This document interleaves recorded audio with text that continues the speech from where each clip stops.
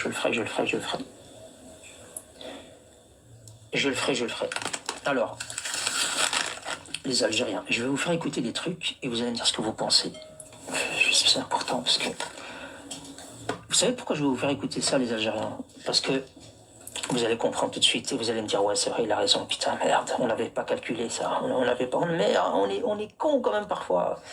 Tu vois, vous allez vous rendre compte de votre connerie.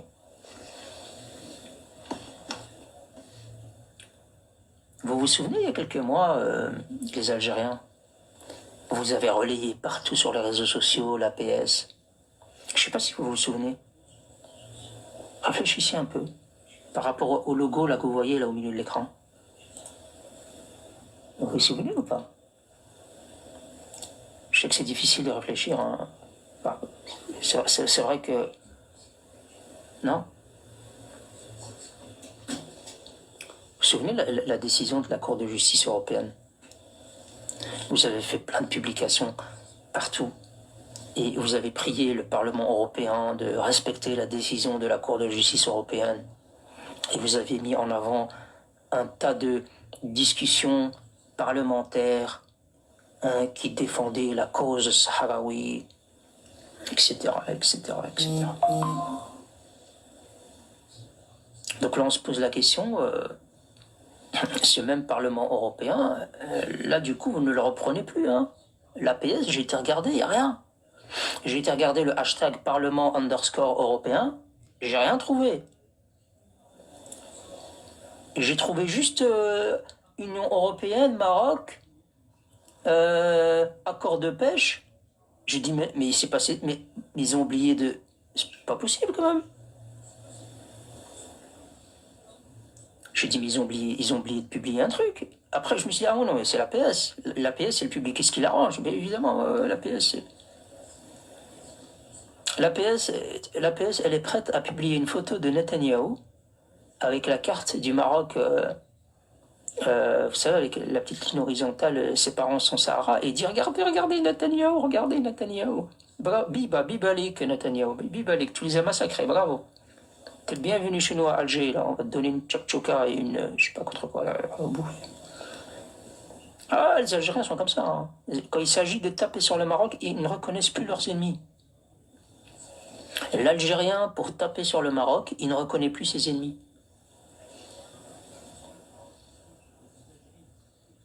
Ça va rien changer, perpétuité, Inch'Allah. Les Algériens ils disent perpétuité, peine de mort, ils sont contents les Algériens. Mais attendez, vous n'êtes pas prêts. Oh là, vous n'êtes pas prêts. Oh là, vous n'êtes pas prêts de ce qui va vous arriver. Moi, je vous le dis. Vous n'êtes pas encore prêts. Alors, on va pas tous les écouter. On va écouter certaines interventions. Non, au niveau de votre représentation, Walsh, la représentation algérienne, à travers les réseaux sociaux, et même au-delà, oui, parle de peine de mort. Ils disent, ouais, lui, c'est peine de mort, etc. C'est pas grave, on en parlera tout de suite. Je vais vous faire écouter quelques interventions au Parlement européen. On écoute. Est en prison. Cette phrase absurde condamne à elle seule le pouvoir qui l'enferme. Quel est le crime de Boualem Sansal? Un crime terrible, un crime impardonnable. Son crime est d'écrire, de penser, de parler, de rêver en homme libre. Et c'est assez pour constituer, je cite, une atteinte à l'intégrité territoriale, une trahison qui vous fait encourir peut-être la perpétuité. À quel point faut-il douter de soi pour avoir si peur des mots d'un écrivain de 75 ans? Le régime algérien qui l'embastille ressemble ce soir à tous ces régimes, à travers l'histoire qui ont persécuté, arrêté, déporté les poètes dont les plumes et les âmes refusaient de se soumettre. Et ceux qui font aujourd'hui en France le procès intellectuel de l'écrivain, plutôt que de porter le fer contre ses geôliers, sont les dignes héritiers de la cohorte de bureaucrates de la pensée, qui instruisaient jadis le procès en réaction des dissidents soviétiques, au lieu d'élever la voix contre leurs bourreaux. Chers collègues, ce soir, depuis le cœur de la démocratie européenne, nous condamnons sans réserve l'arrestation inique de Boualem Sansal. Nous exigeons sa libération immédiate et nous demandons instamment aux autorités européennes qu'elles mettent tout en œuvre pour l'obtenir au plus vite. Ça va, c'était soft. C'était soft. Franchement, c'était soft. C'était sympa. C'était s'il vous plaît, régime algérien, vous énervez pas. On sait que depuis que la France a reconnu la marocanité du Sahara, Chinguereha, il va beaucoup plus aux toilettes, beaucoup plus de stress. Donc, on va écouter le deuxième. Attention, hein, le deuxième c'est un peu plus. Et le troisième, les Algériens, essayez de muter votre téléphone parce que ça va être violent. Deuxième intervenant au Parlement européen. C'est avec une indignation immense que je prends la parole aujourd'hui au nom des écologistes pour dénoncer l'arrestation de Boualem Sansal, cet homme de lettres, détenu pour avoir osé penser librement, pour avoir choisi la parole plutôt que le silence de plomb exigé par un régime aux abois. Nous demandons... Un régime aux abois? Madame, s'il vous plaît, mesurez vos mots. Ouais, mesurez vos mots, on n'est pas là pour... on veut quand même le libérer. C'est pas comme ça que vous allez le libérer. Exigé par un régime aux abois. Nous demandons sa libération immédiate. Demander la libération de Boualem Sansal, c'est défendre une liberté essentielle, celle des... Pourquoi ça a coupé là? C'est avec une indignation immense que je prends la parole aujourd'hui au nom des écologistes. Bon, on va te fermer ta tronche. C'est bon, on l'écoute. Les Algériens, vous inquiétez pas, on l'écoute pas, celle-là, elle m'énerve. Non, parce que nous, le but, c'est de le libérer, c'est pas de vous attaquer, de pas dire régime hystérique, etc. C'est pas comme ça qu'on va réussir à le sortir. Non, oubliez, on va plus l'écouter, celle-là, on va la censurer. Allez, la troisième, j'espère qu'elle va être un peu plus sympa. Allez, on l'écoute. Parlement européen. L'écrivain franco-algérien Boualem Sansal est prisonnier parce qu'il a eu le courage de dénoncer à la fois le régime d'Alger et l'islamisme en France et en Europe. Guidé par sa haine de la France, le régime d'Alger se comporte comme un État voyou. Mais non, madame, non, faut pas dire ça. État voyou. C'est vrai que votre comportement, les Algériens, c'est pas le comportement d'un État démocratique, même hybride. Allez, on va dire hybride. Un régime hybride. Même régime hybride, on ne peut pas vous l'accorder. Vous êtes... ouais, c'est vrai que quand elle dit régime... Franchement, quand elle dit État voyou, j'ai du mal à lui dire ferme-la. C'est pas grave, allez, on l'écoute. De dénoncer à la fois le régime d'Alger et l'islamisme en France et en Europe. Guidé par sa haine de la France, le régime d'Alger se comporte comme un État voyou, prêt à tout pour exercer une pression diplomatique. C'est en somme une prise d'otage qui ne dit pas son nom. Nous devons donc avoir un message clair. Libérer immédiatement Boualem Sansal. Pendant qu'en Algérie...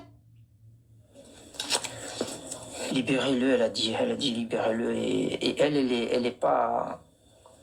Tu vois, elle est énervée, hein, les Algériens, donc... On sait comment vous êtes, vous, les Algériens. À travers l'histoire, en tout cas, c'est connu, hein, depuis toujours. Hein. Vous avez à chaque fois, vous avez aboyé, vous avez montré vos os, pour pas dire vos muscles. Et à chaque fois qu'il fallait aller sur le terrain, vous vous enfermez dans les toilettes. Vous vous souvenez, le Golan, etc., quand les pays arabes sont allés... vous étiez les derniers, on vous attendait dans le bus.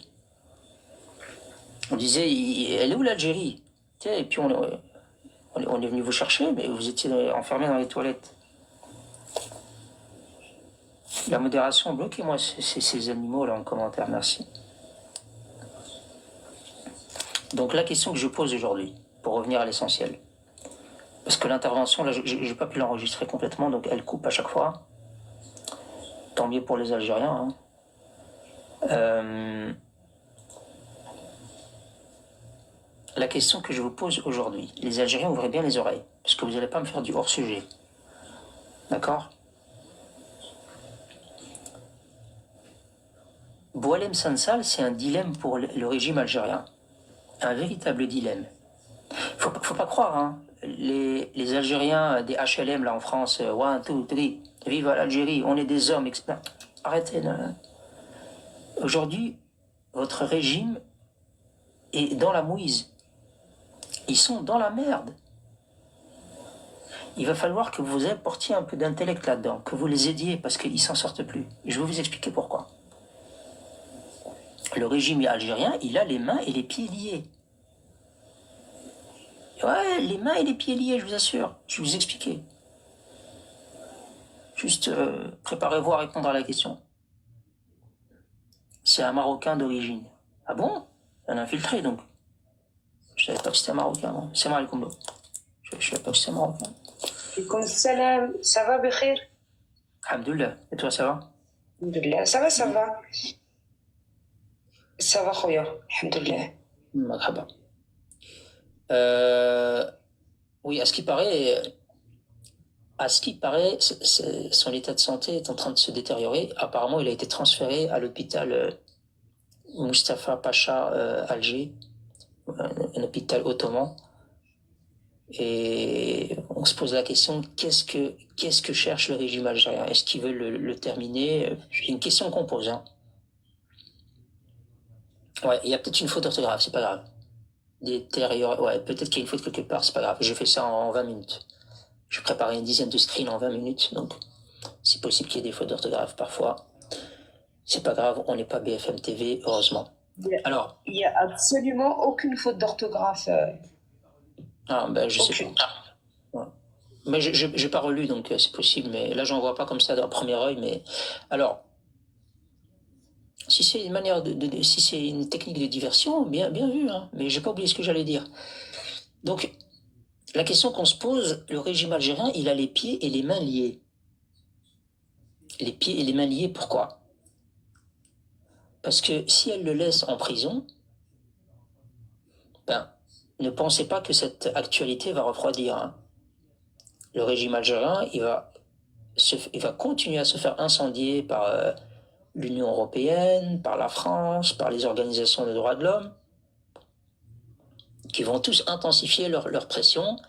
Vous avez vu avec les prix Nobel, vous allez voir au niveau des institutions internationales, vous allez voir les classements qui sortent tous les ans sur la démocratie, etc. L'Algérie va se classer évidemment, avec ses amis du Venezuela et de la Corée du Nord, hein, dans les derniers au classement, comme d'habitude. Et si elle le lâche, si elle libère Boualem Sansal, ça voudrait dire, c'est mon avis, hein, attention, moi je donne mon avis, après, peut-être que lui-même lui sera peut-être pas d'accord, et libre à chacun après de donner son avis là-dessus, les Algériens compris. Et si elle le lâche, c'est pire encore, parce que ça veut dire que la France fait de l'ingérence dans la souveraineté algérienne, et que Macron a un pouvoir de décision en Algérie. La question que je vous pose, est-ce que vous pensez que c'est mieux de le relâcher ou le garder en prison? Parce que dans les deux cas, pour moi, vous êtes dans la mouise. Et je vous rappelle quand même, attention, hein, ceci étant dit, je vous rappelle quand même quelque chose. Les Algériens, quand même, l'APS, votre gouvernement, il a dit clairement que cet écrivain, et en tout cas il l'a décrit comme quelqu'un de nuisant à l'intégrité de l'Algérie et à sa souveraineté. Donc tu peux pas lâcher quelqu'un qui nuit à l'intégrité de l'Algérie et à sa souveraineté. Je suppose, hein, quand même. Alors il y a Shawi DZ qui dit l'APS, ils vous parlent tous comme des chiens. Bah ouais, évidemment. Quand t'es un chien, tu peux parler que le langage des chiens. Je veux dire, si je fais haou haou à un chien, il va me dire haou haou. Si je lui dis est-ce que ça va, il va me regarder, il va pas répondre. Vous êtes d'accord quand même avec ça? Je vois un chien. Comment? Touchdown. Ferme-toi, l'eau. Touchdown, t'as marqué beaucoup trop vite le point. Ah, donc. Non, mais c'est logique. Un chien, tu l'aboies, il va aboyer. Tu lui parles en français, il va pas comprendre, il va pas réagir. Donc, c'est normal que l'APS, l'Algérien en commentaire, c'est normal quand tu dis l'APS parle comme des chiens. Ben, évidemment, c'est normal. Parler comme des chiens, ben oui, bien sûr. Alors, S'il vous plaît, juste juste une parenthèse, s'il vous plaît, quand les gens m'insultent en bas, même si c'est désagréable à lire, Khotir Khouatechi, les modérateurs, ne les bloquez pas. J'ai le répondant pour leur répondre même à l'écrit, s'il vous plaît. Smihli Barak. Non, mais j'étais en train de... J'allais laisser place au débat et aux intervenants. Mais voilà, je pose la question, je sais pas ce que tu en penses d'ailleurs. Oui, tu peux monter Franck Lampard. Putain, Franck Lampard, c'est un bon joueur, mais il y a une faute d'orthographe dans le nom. Il y a plusieurs fautes d'orthographe même. Je sais pas ce que tu en penses, mais moi j'ai réfléchi, j'ai discuté un peu avec des amis en privé, et ils pensent pareil. D'ailleurs, c'est eux qui m'ont guidé sur cette idée-là. Moi, je pense qu'ils le libèrent ou qu'ils le gardent, et ils sont dans la mouise. Absolument, et d'ailleurs, s'il le garde dans la mesure où il siège au Conseil de sécurité de l'ONU, ça peut poser problème, puisqu'à chaque fois qu'ils vont vouloir parler de droits de l'homme, etc., ils vont se faire épingler, comme ça a été le cas pour Israël, et ils n'ont toujours pas répondu. Et si jamais ils le relâchent auprès de l'opinion publique, et ils ont besoin du soutien de l'opinion publique algérienne, ils vont passer pour les Tahan qui sont. Donc, je suis absolument d'accord avec toi. D'accord. Alors, il y a des Algériens tout à l'heure, ils m'ont dit « Fais-moi monter, je veux répondre. » Juste en plus, je crois que Boualem Sansal en avait conscience et que vu son âge et vu sa détestation du pouvoir algérien, il est fort probable qu'un jour on apprenne qu'en réalité il vient d'apprendre qu'il est condamné, qu'il a une maladie. Et je pense qu'il leur a tendu un piège justement parce qu'il se sait en fin de vie. Je pense, hein, mais c'est mon avis. Je ne connais pas son dossier médical, mais c'est l'instinct qui parle. Je pense qu'il leur a tendu un piège. C'est volontaire de sa part. Il a attendu, il y allait de toute manière en Algérie, mais c'est volontaire de sa part de les avoir provoqués tout de suite après de se rendre en Algérie, parce que c'est quand même un intellectuel, c'est pas un abruti pour parler du Maroc, faire l'éloge du Maroc et parler de l'Algérie de la manière dont il a parlé, et tout de suite après se rendre en Algérie. Il me semble pas que quelqu'un de normalement constitué, enfin en tout cas intellectuellement normalement constitué, puisse se penser comme ça. Il a pleinement conscience que l'Algérie c'est une dictature. Il a pleinement conscience qu'il prenait un risque en y allant. Et je pense que s'il a pris le risque, c'est justement pour provoquer ça. C'est lui qui a tendu un piège à l'Algérie, je pense. Il avait un compte à régler. Il a tendu un piège avec le gouvernement actuel. Mais je dis peut-être de grosses conneries. Hein. Bah, c'est une hypothèse, on ne sait pas. Peut-être. Alors, les personnes qui montent, si vous voulez pouvoir transmettre votre message et surtout apporter de la contradiction et peut-être convaincre les gens qui écoutent que ce qu'on dit, c'est des conneries, la stratégie, la meilleure des stratégies, c'est de respecter le live. Et respecter le live, c'est quand vous montez, vous vous présentez. Il n'a pas besoin de savoir votre adresse et votre ville, ni quoi que ce soit, juste le pays de résidence et le pays d'origine pour pouvoir vous situer dans le débat. Tu peux pas arriver et dire je te donne ni mon origine, ni mon pays, ni rien du tout, je veux juste dire ce que je pense, et non, tu n'auras pas ta place dans le débat. Donc votre pays d'origine, votre pays de résidence, et vous avez le droit à la parole, il n'y a aucun problème. Allons-y.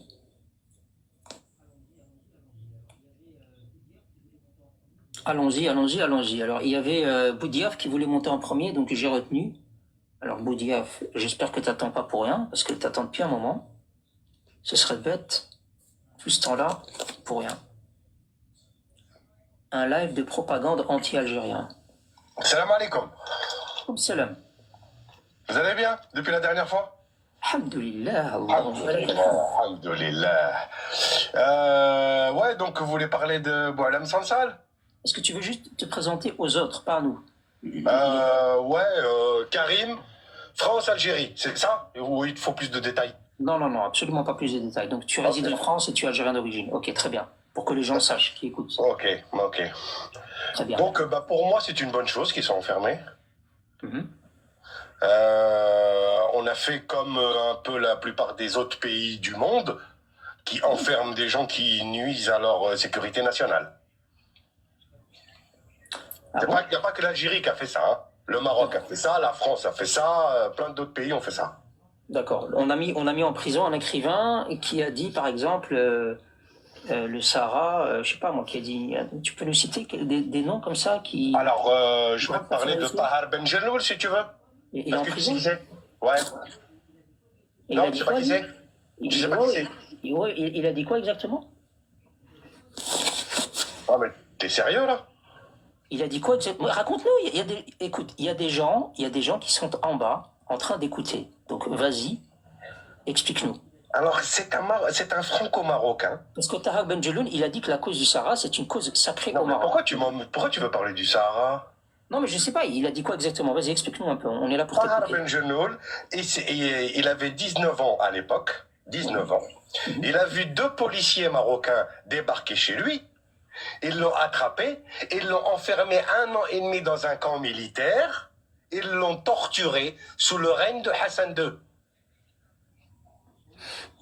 Tu sais ce qu'il a dit? C'était juste un poète, hein. Poète. Non, mais c'est possible ce que tu dis. J'ai pas vérifié l'info, c'est possible. Et puis il y a eu Serfati aussi dans le même temps. Mais en fait, on est en 2024. D'accord. Hassan Tanna, Allah rahmou saadi. Il est où le patron de Telegram? T'as pas quelque chose d'actuel? Le patron de Telegram, il est où? Mais en réalité, bon, le patron de Telegram, c'est encore. En réalité. À chaque fois que je vais te sortir un exemple, tu vas me dire. Attends, 2 secondes, je suis en train de parler là. 2 secondes, je suis en train de parler. En réalité, on n'en a rien à foutre que ça se passe dans les autres pays du monde. Là, on parle de l'Algérie. La question, elle est simple. Tu dis que l'Algérie a eu raison de l'enfermer. Moi, personnellement, je pense aussi qu'elle a eu raison de l'enfermer. Moi, si un Marocain, il tient un propos qui va à l'encontre de l'intégrité territoriale du Maroc, je veux qu'il soit enfermé. J'en ai rien à faire de la liberté d'expression, je veux qu'il soit enfermé. Donc je trouve normal que les propos de Boualem Sansal, pour moi en tant que Marocaine, ils sont vrais, d'accord? Mais je trouve normal qu'un Algérien dise il doit être enfermé. Et je trouve normal que l'Algérie l'enferme. La question, c'est pas ça. La question de Brahim, elle a été claire. En l'ayant enfermé, il se trouve qu'ils vont avoir la communauté internationale sur le dos. Parce que ça commence à faire du bruit en France, en Europe, bientôt ça fera du bruit ailleurs. D'accord? Donc, dans la mesure où ils ont un siège non permanent au Conseil de sécurité de l'ONU, dès lors qu'ils vont vouloir parler des droits de l'homme, que ce soit pour eux-mêmes, que ce soit pour les Sahraouis, que ce soit pour les filles, que ce soit pour les Gazaouis, etc., ils vont être épinglés. Ils l'ont été d'ailleurs par Israël. Donc, et puis en plus de ça, on sait qu'en ce moment, il y a Amnesty International et d'autres ONG qui sont sur le dos de l'Algérie par rapport à la situation des droits de l'homme et de la liberté d'expression en Algérie. Donc on sait que l'Algérie là-dessus, elle va être fustigée. D'un autre côté, si jamais elle le libère, elle se retrouvera entre guillemets comme si la France avait fait de l'ingérence dans sa décision.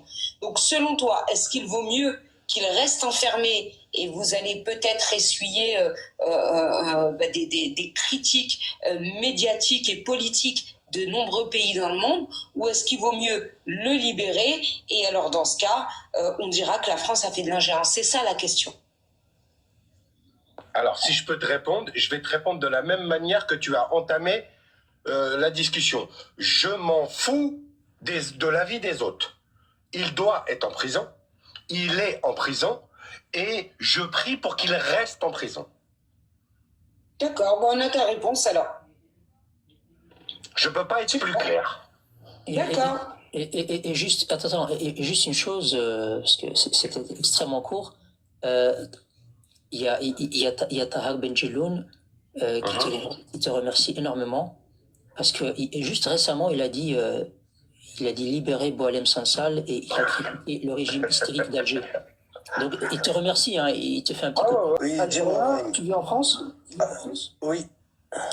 Tu voulais intervenir sur la Je question? suis en France et en Algérie en fait, pas. Je fais des allers-retours. C'est bien ça. C'est très bien. Tu voulais intervenir sur la question?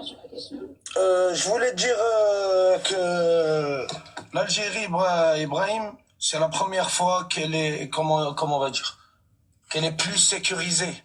Tu vois, avant on n'avait pas la sécurité en Algérie. Avant l'Algérie, on va pas se mentir. Il y a 20 ans en arrière, quand il y avait Bouteflika et tout, il n'y avait pas de sécurité. Tu vois, maintenant, il y a la sécurité en Algérie.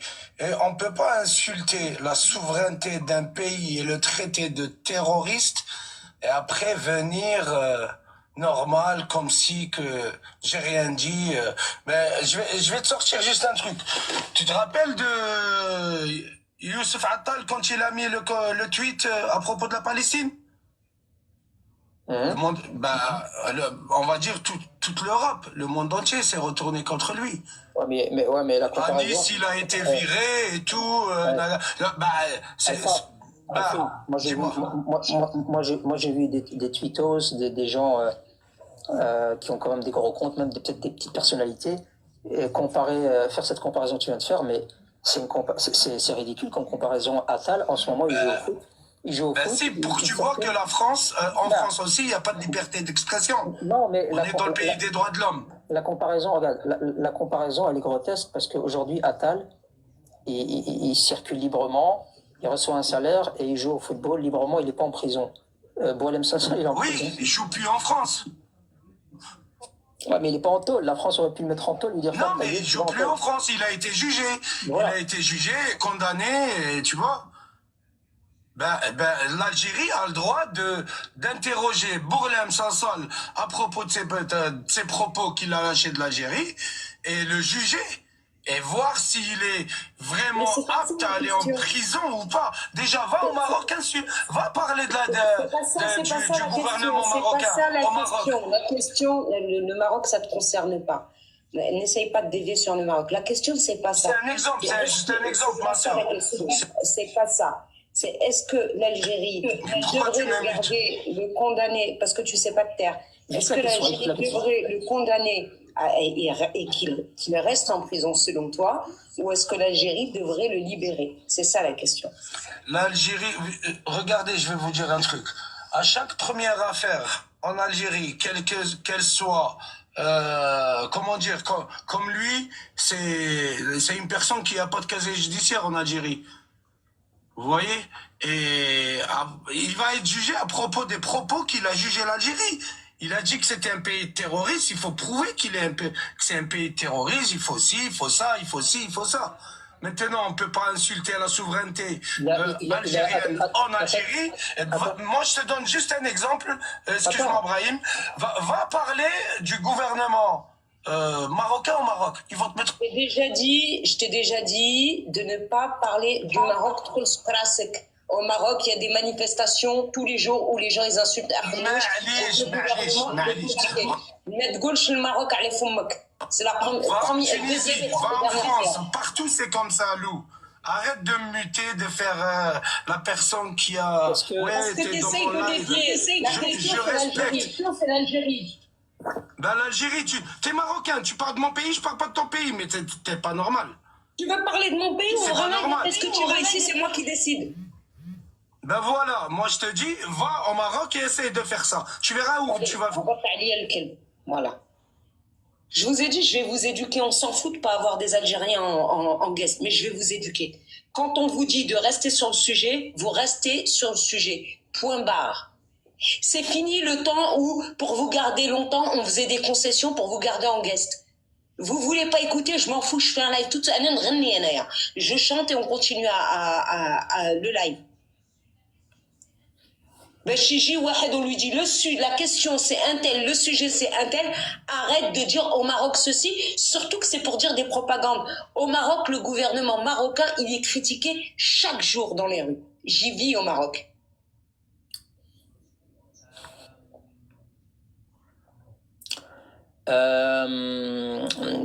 Bon. Si vous voulez, on va parler du Maroc, on va parler de la liberté d'expression au Maroc. On en fera un sujet, c'est pas grave.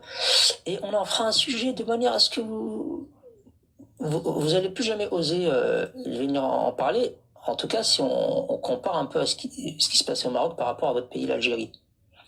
Voilà, on n'a jamais dit qu'on était un pays totale démocratie, mais c'est pas le sujet du soir. Même moi, je ne vais pas en parler.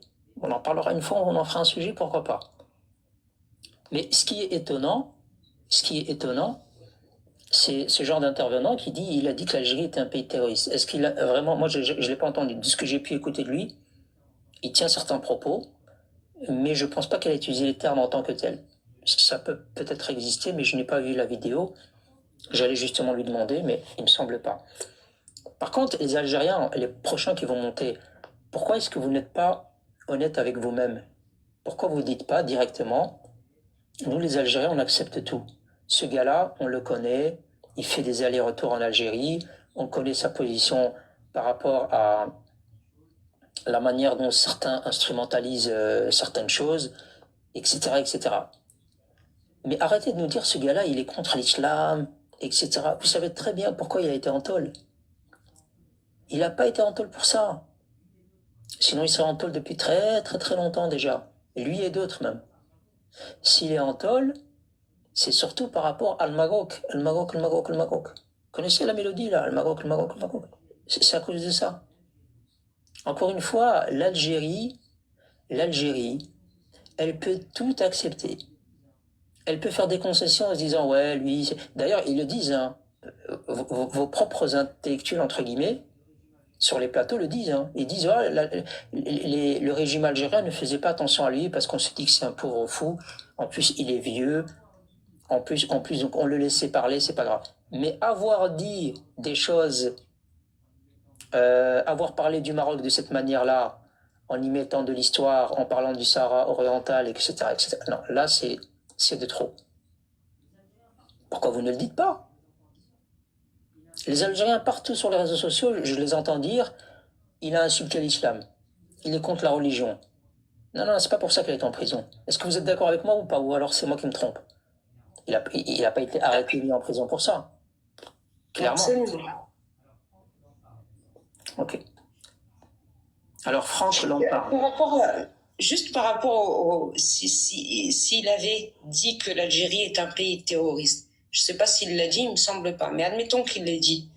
Excusez-moi, mais ça a été prouvé que l'Algérie arme, finance et héberge, d'ailleurs elle ne s'en cache pas, la milice terroriste du Polisario, et il a été prouvé qu'il y a des accointances entre les terroristes du Polisario et les terroristes de Al-Qaïda en Afrique, et Boko Haram et d'autres groupes. Brahim, à ce que je sache, Omar Hillel l'a prouvé.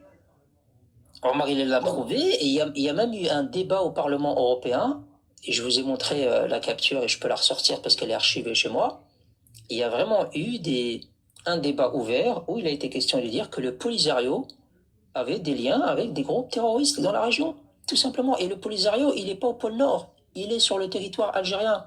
Et à partir du moment où vous laissez des armes transiter par votre territoire, ou que vous-même, parce qu'on sait très bien que c'est l'Algérie elle-même qui met à disposition des armes à ce groupe-là, ben, d'un angle européen, ben oui, vous êtes en train de promouvoir des groupes terroristes, clairement.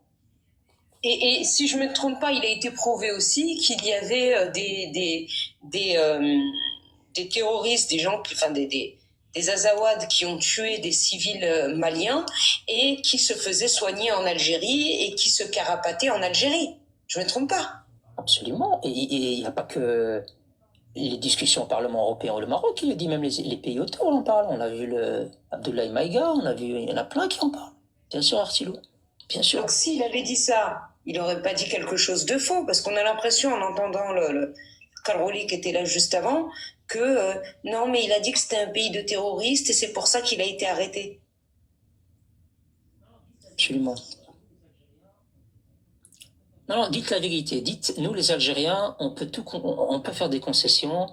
Il y a certaines personnalités, elles peuvent venir en Algérie. Elles ont un certain âge, donc on se tait, on fait semblant, etc., etc. Mais parler du Maroc, épouser les thèses historiques marocaines, qui sont réelles, ça c'est trop. Non, ça c'est trop. Ça, l'Algérie ne peut pas l'accepter. Écoutez ce guignol là, attendez, j'avais oublié en fait. Écoutez, vous allez reconnaître sa voix. C'est Marine Le Pen qui fait des tweets, c'est Bardella. Tout d'un coup, ils aiment les Franco-Algériens. Mais ils aiment les Franco-Algériens quand ils crachent sur l'Algérie, quand ils diffusent la haine de l'islam, du musulman. C'est ça qu'ils aiment en sens sale. C'est pas la plume de l'écrivain, c'est pas la défense des libertés. Faut qu'on arrête de se raconter des histoires. Moi, cette instrumentalisation, j'en ai assez. Aujourd'hui, Boualem Sansal, il alimente un fonds de commerce qui est celui de l'extrême droite et d'une partie des pseudo-intellectuels réactionnaires qui ont envie d'entendre Sansal. Et quand Sansal parle, il dit, vous savez, il est algérien, lui. C'est lui qui dit que l'islam est pas une religion qui traite les femmes et les hommes de la même manière. C'est lui qui dit que l'islam est une religion violente. C'est lui qui dit que l'islam est le terreau du terrorisme. Comme c'est lui qui le dit, bah il faut le croire. Ouais. Donc il se sert de ce genre d'individu. Il monte au pinacle pour pouvoir critiquer plus facilement, insulter, propager une forme de haine. La France et l'Algérie ont une relation qui est inéluctable, qu'il faut créer un pont là où certains veulent lever des murs. Oui, il y a des tensions diplomatiques, oui, il y a une histoire douloureuse, mais notre relation est inéluctable, notre histoire est inéluctable. Il y a 5 millions de Français d'origine algérienne en France, et il y a énormément de Français pieds noirs, séfarades, qui ont vécu en Algérie, qui n'ont pas de haine de l'Algérie.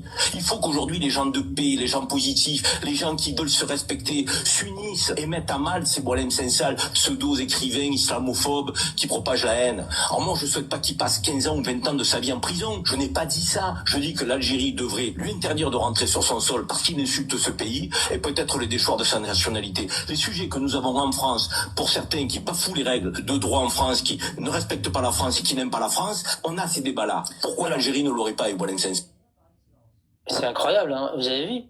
L'Algérien par excellence. Alors à aucun moment il a dit, quand même, s'il est en tôle, c'est parce qu'il a tenu des propos qui parlent un peu du Sahara oriental.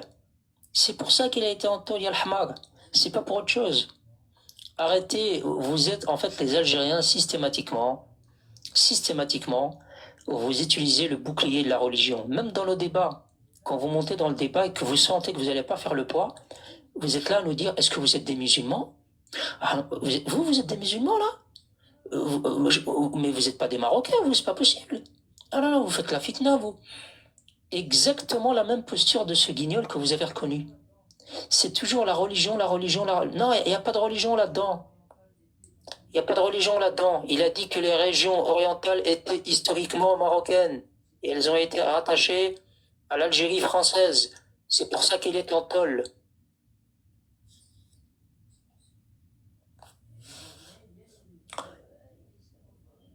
Et les Algériens ils viennent et ils nous disent hey, il est islamophobe. Tu défends quelqu'un qui est contre la religion. Si vous étiez vraiment pour la religion, les Algériens, ça se saurait. Hein. Si vraiment, vous, la société civile algérienne d'Algérie et des HLM de France, si vous étiez réellement pour la religion, la première chose que vous dénonceriez, c'est votre gouvernement en disant la religion, les principes religieux n'acceptent pas que vous fournissiez des armes à des milices pour s'attaquer à des frères musulmans d'à côté. Alors que nous, l'Algérie, normalement, si on vit dans nos frontières et qu'on mène notre petite vie, je veux dire, il n'y a personne qui nous nuit. Pourquoi donner des armes à des milices pour qu'ils s'attaquent à un pays musulman que vous nommez, vous, entre guillemets, frères? Déjà, si vous défendez la religion, partez déjà de ce principe-là, et puis on voit pour le reste. Oui, Lou. Même pas, Roya, ces musulmans, entre guillemets, ces Algériens des HLM, ces Franco-Algériens, allez, admettons, ils sont pas au courant du Polisario, ils vont en Algérie tous les 10 ans quand ils enterrent quelqu'un, ils sont pas au courant de tout ça.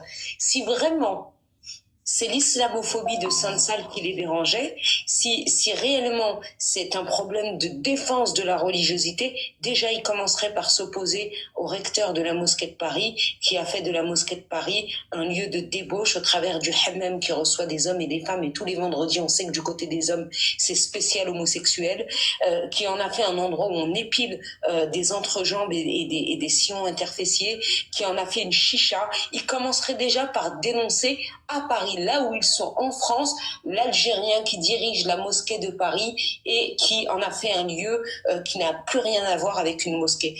Avant même de voir ce qui se passe en Algérie, on sait très bien qu'ils n'y vont pas, même pas en vacances, malheureusement, ils viennent chez nous. Qui commencent par dénoncer ces manquements religieux du recteur de la mosquée de Paris en France. Merci pour cette précision.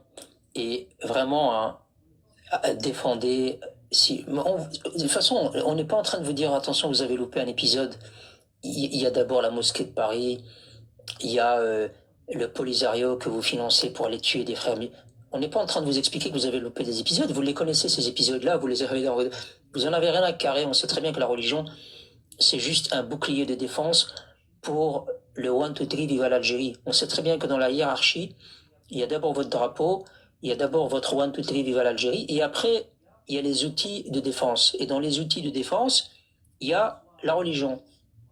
Parce que, en soi, Boualem Sansal, en tout cas c'est lui qui le dit, et c'est ce qui est écrit le concernant, il critique pas l'islam en tant que foi, en tant que religion, mais il me semble pas qu'il ait dit à un moment donné je suis anti-islam. Il explique juste, attendez parce que j'ai eu un petit signalement, il voulait tapoter à côté. Il dit juste, il s'oppose aux mouvances, aux dérives extrémistes et l'utilisation qu'on fait de la religion pour des considérations de pouvoir. Donc politiser la religion, voilà. Je m'exprime pas bien, Smhoulia. C'est plutôt ça qu'il dénonce. C'est pas la religion islamique en tant que foi, en tant que telle.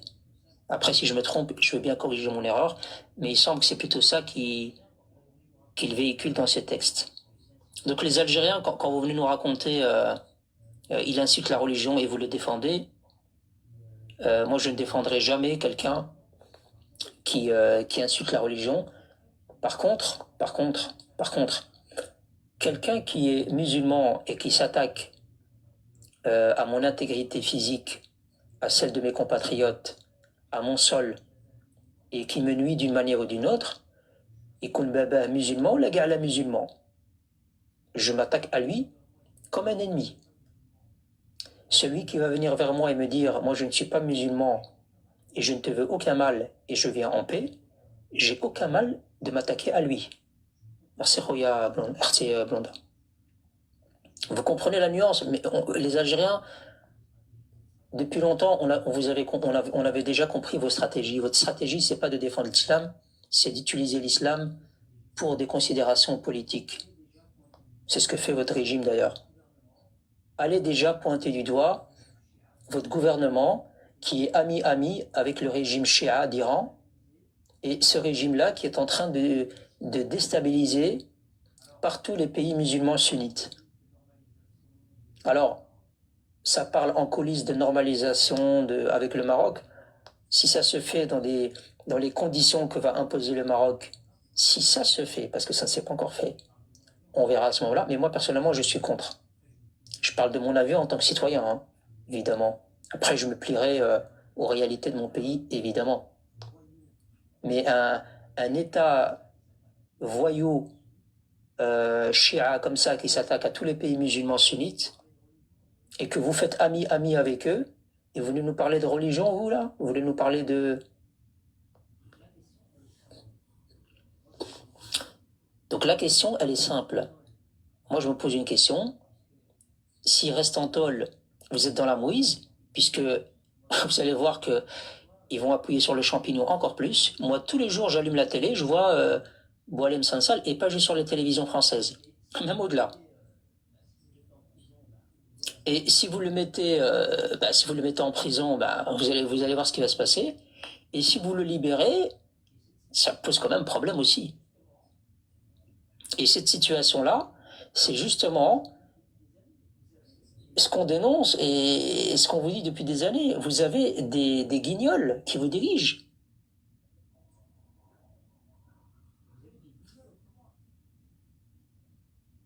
Vous avez des guignols au pouvoir. Obito, oui, je fais un monologue. Ouais, je vais parler tout seul pendant 3 heures. Tout seul, il n'y a personne qui va intervenir. C'est toujours mieux que vous, quand vous mettez une photo de Sidney Lanso, quand vous mettez des photos de propagande et que vous commencez à raconter des conneries. Là, au moins, c'est un sujet avec une question et avec des intervenants.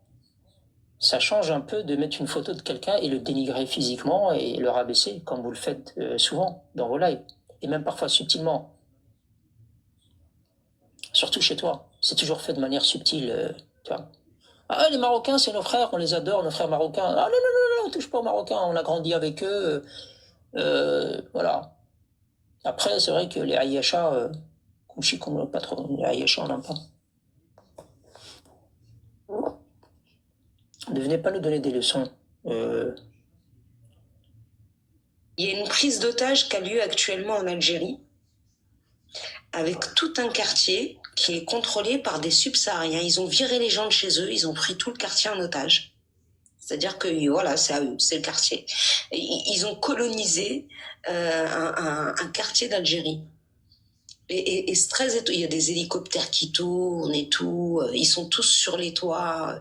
Je sais pas de quoi ils sont armés. Visiblement, ils sont pas armés, mais ils ont fait de la hagra dans un quartier en Algérie. Et je me demande ce que fait la première armée africaine. Vous avez pas vu les images? Alors, je vais essayer de vous les diffuser. Donnez-moi juste 2 minutes. Hop, le temps d'aller sur l'image. Je vais vous la diffuser. Voilà, il me semble que je te l'ai envoyé. Donc, non, c'est pas cette news-là, c'est l'autre. Parce qu'il y a une autre news encore de ouf. Alors, j'ouvre ma caméra et je vous montre ça tout de suite.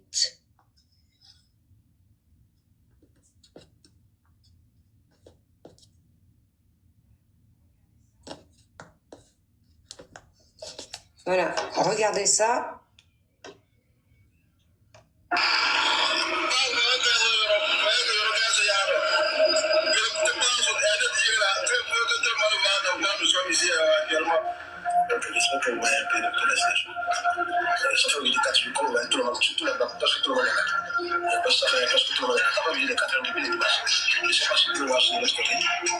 Je remets.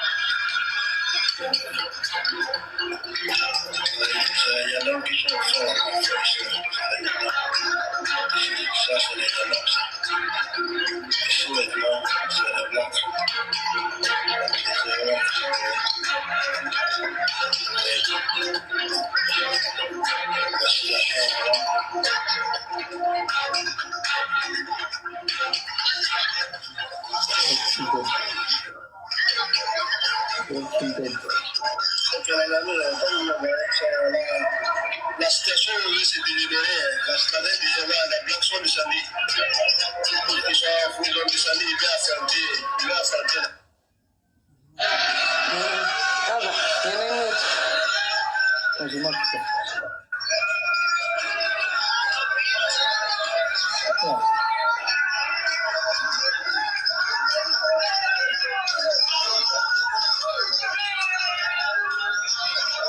Première armée d'Afrique, ils n'arrivent pas à combattre des mecs qui dansent. Hein.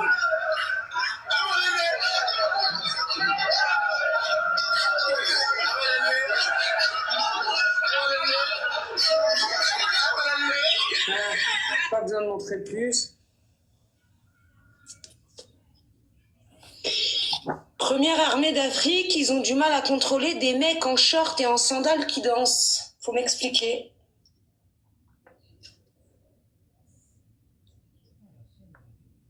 On en parle?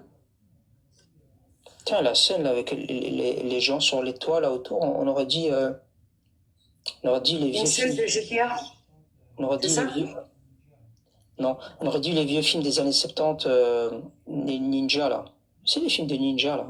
Ça se fait plus maintenant. Ah, il y a Makazi, non? Non, ça c'est de notre époque. Je te parle des films des années 70. Ah, je sais pas. Les vieux films des ninjas, là. T'avais des ninjas sur les toits. Enfin bon, peu importe. Ben, qu'est-ce qui vous arrive, les Algériens? Vous savez qu'on a loupé un truc tout à l'heure. Avec mon problème technique, là, j'allais vous montrer des screens et je suis dégoûté parce que... Problème technique. On a oublié de parler de celle-là, là, par rapport au sujet précédent. Ah oui, on l'a pas entendue, elle. Bizarrement. Ben alors, militante des droits de l'homme. Bizarrement, on l'a pas entendue, elle. Ben, tu milites pour les droits des hommes ou pour les droits des moustiques? Normalement, tu devrais t'exprimer et demander au régime algérien hystérique de libérer cet homme puisque tu milites pour les droits de l'homme. Ah non, les Algériens, non, non, elle a dit l'Algérie, non, l'Algérie, elle est exempte. Exempte des droits de l'homme. Elle peut. C'est pas pareil. Ben En ouais, même temps, elle est pour les droits de l'homme, pas les droits des hommes. non, faut pas dire ça à l'eau.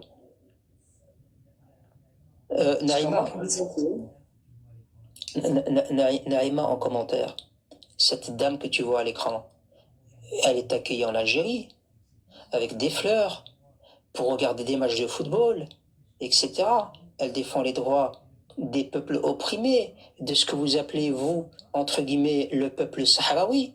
Hein? Pourquoi est-ce qu'elle ne défend pas je sais pas, Mskin, la Boualem Sansal, est en prison, là. Et puis, il est en fin de vie. C'est un vieil homme. Vous avez pas un peu de cœur, vous, non? Rien à foutre. Je crois que ces Algériens, il leur faut une deuxième décennie noire. Un centenaire, Inch'Allah. Il vous faut une deuxième décennie noire, je crois.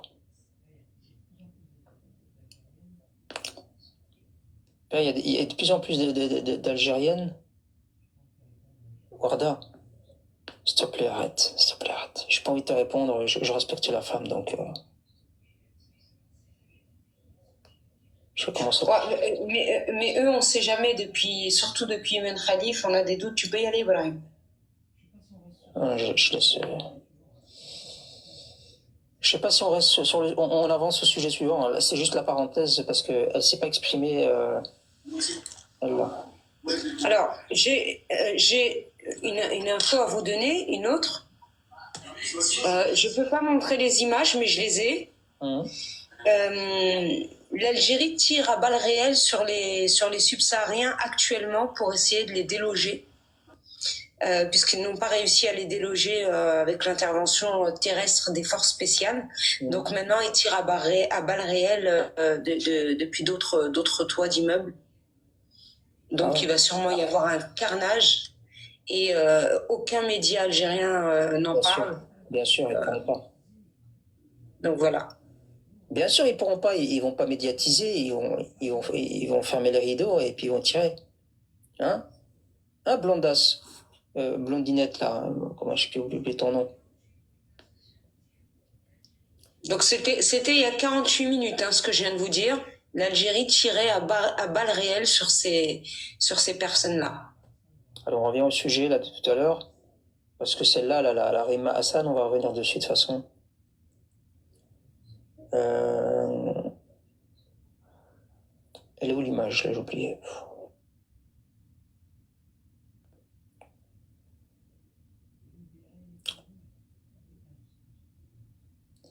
Libérer les Kabyles. Ah non, c'est pas aujourd'hui ça. C'est un prochain live là. Ah, c'est aussi un peuple opprimé, le peuple kabyle.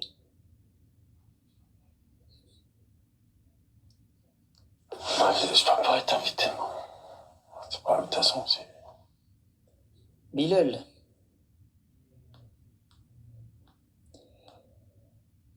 Bilal, il est monté pour rien dire. La Kabylie est une grande partie intégrante de l'Algérie, donc... Non. Quand ton arrière-grand-père, Charles de Gaulle, il allait à Tizi Ouzou, il disait pas « Je suis heureux de venir vous rendre visite dans cette belle ville d'Algérie ». Il disait « Je suis heureux d'être venu dans ce beau pays qu'est la Kabylie. Ben ouais. Pourquoi est-ce que ce moment-là, vous l'avez jamais contredit en lui disant « Mais non, t'es pas dans un pays, t'es dans une région algérienne, idiot. » Pourquoi? Bah parce que vous-même, vous le saviez que c'était un pays. Ça a toujours été un pays. Les subsahariens, ils ont foutu le feu entre les immeubles. Les gars, vous faites hagar dans votre capitale par une poignée de subsahariens et vous venez parler de Mlilia, mais Mlilia, on a plié l'affaire en quelques heures. La honte. C'est pas pareil. Donc si je comprends bien, ils n'arrivent pas à maîtriser des gars qui sont même pas armés, peut-être qu'ils ont des bâtons en main ou. Non, t'as bien vu, ils sont en short, en sandales, ils sont même pas armés. Ils sont même pas armés et ils veulent menacer et faire la guerre au Maroc, ceux-là là. C'est ça. Bravo. Mais vous les avez vus, vous avez vu une arme, je vous les ai filmés, ils dansent les gars. Quand je vous ai dit que cette armée-là et ce pouvoir-là, il est fait juste pour les Algériens, je mens pas. Le régime algérien, l'armée algérienne, elle a été conçue, elle a été programmée, organisée contre les habitants algériens, rien de plus. Ils tirent à balles réelles sur des gars qui dansent en short et en claquettes. Elles sont où les nanas là qui portent des mecs, qui portent 3 mecs, les mecs qui portent des gros pneus là de semi. Ah oui. Normalement tu portes 3 mecs, t'es une nana, tu portes 3 mecs comme ça, les subsahariens t'en portes 4 ou 5. Tu portes 3 beaux carrés là. Donc normalement en subsaharien t'en portes 4 ou 5, non? Non, mais ça c'est de la répétition, ça c'est du théâtre. Ça c'est du théâtre, ça c'est pas réel. Faut arrêter. Elle est en train de faire elle est dans la cuisine celle-là là, je sais pas ce qu'elle est en train de faire là, elle a rien à voir. Il y a des gens qui veulent monter, j'ai vu. Ok, allez on essaye. Rapidement, hein. 2 petites minutes. Il y en a un qui a dit les Algériennes vont apprendre le coupé-décalé. Oh, ça fait longtemps qu'elles se font découper et après recaler. Pas décaler, elles se font découper et recaler. Ah non, c'est mon père, pardon. Je crois que c'était ton père. C'est mon père. Bon, salut papa. Mon père. Non, faut pas m'appeler mon père. Mais c'est ton pseudo. Ouais, C'est mais bon. Arrêtique, il faut pas. Mais Salik. Ouais, alhamdoulilah. Je viens d'entendre un message, tu dis qu'à chaque fois que l'Algérie attaque le Maroc, ça leur retombe dessus. Sous certains aspects, oui, à chaque fois. Subhanallah. Tu peux me donner un exemple? Ben, pendant des années, vous avez dit les Marocains qu'être bijou et aujourd'hui vous vous retrouvez à faire la chaîne pour du lait, pour de l'huile, pour des conneries. Bon? Pendant plusieurs années, vous avez dit les Marocaines c'est des têtes. Il se trouve que l'ONU elle a fait une étude et qu'elle a pris les chiffres. Elle a fait une étude par rapport au sida dans le milieu de la prostitution mondiale.